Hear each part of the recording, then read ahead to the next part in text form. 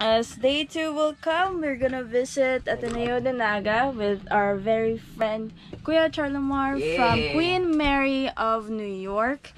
And we wish you all the best, and then laters. Bye! See you later.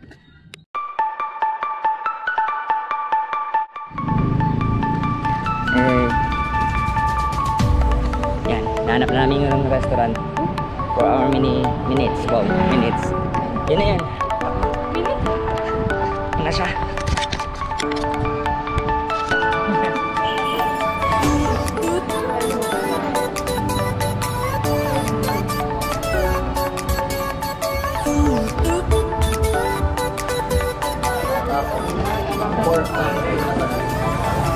Hello, from New York to Naga City.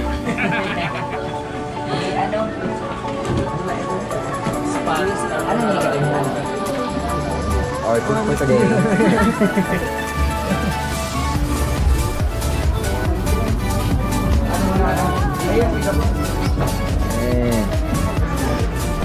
The food is ready. Tuna pasta. And we're waiting for the sandwich.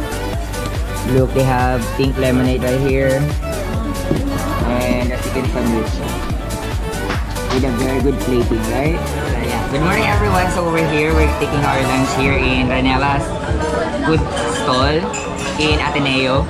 So nandito yung may-ari si Kuya Charlomar. Yan. So nagkasama na kami nitong dalawa from New York to Naga City. Yeah. So from Albay, nag-visit sa akin. So nag-visit rin kami kay Kuya Charlomar. So may nabuo kaming friendship dun sa New York kasi si Kuya, picture kami sa Queen Mary kung saan siya nag-work. So ngayon, may business siya na tumayo siya ng food stall. So itaray namin yung foods nila. Then i-share namin yung experience namin sa foods nila. So I have classic spaghetti. Classic spaghetti. Pork carbonara. Pork carbonara. Yeah, pork sandwich, and we have tuna sandwich. So kanina nag-try na kami ng ibang product pero wala pa si Kuya. So ngayon, itatry namin with Kuya. So food testing na tayo, guys.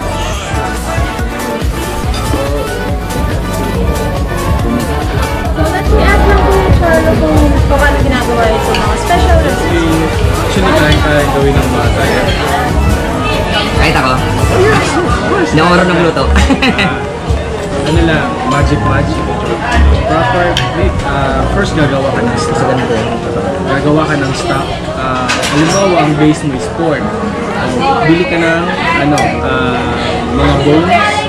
And then, i-roast mo siya. And then, paka-roast, lagay ka ng merpwa. Okay, merpwa is a combination of carrots, celery, and then, ilaga mo siya for at least 1.5 hours. Sa lahat na tayo? Sa pork lang yan. Sa part mo yan.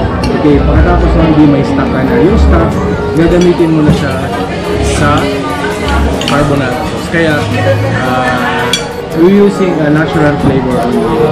Kumbaga, from buto hanggang sa sauce. Yung classic, yung classic spaghetti, same, saute mo lang yung pasta, and then add ilang herbs lang, like basil and Italian seasoning. Lasang-lasa mo talaga yung herbs. Kasi super Italian talaga yung lasang-lasa yung herbs niya. Tapos guys, good thing about dito is affordable price. So kung lahat, di ba, kung nag-food vlog, so lahat. So ang mga lahat na pinupuntahan niyo is yung mga restaurant na medyo mamahalin. So kami, naghanap talaga kami sa food vlog, naghanap talaga kami ng mga kainan na affordable. So syempre, sa generation ngayon, kailangan na natin magtipid. So alam nyo guys, so ito, 55 pesos lang with free drinks na. So ito, 35 pesos lang siya and 35 pesos lang. So parang with drinks na rin siya.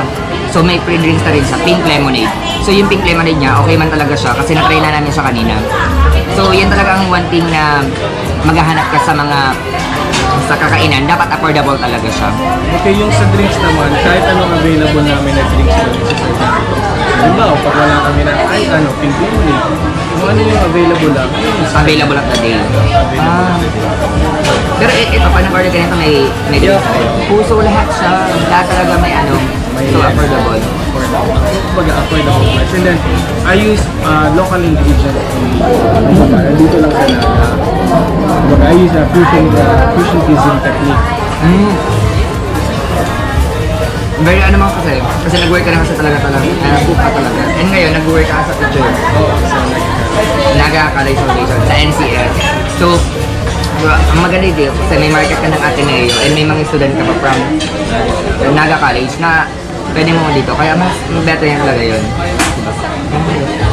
One thing that is better with this food, guys, is that every piece of food in here is not artificial. All natural flavors, so you better try it out. Super English. Ako super Tagalog. Today, yan. Ayabo ko eh. Super English. New Yorker kaya. Yan. So, balik kami agad guys.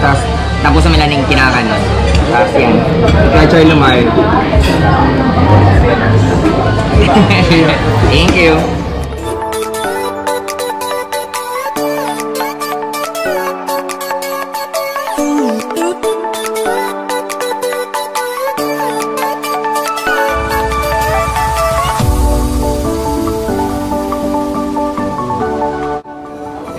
Katapos lang namin kumain, so invite na lang tayo ni Kuya na pumunta dito sa sa stall. Okay, look for RANELLA'S, open 9 a.m. till 8 p.m. Monday to Saturday. So visit niyo guys, try niyo yung food nila. Affordable and masarap talaga yung Very good. And then, till next time.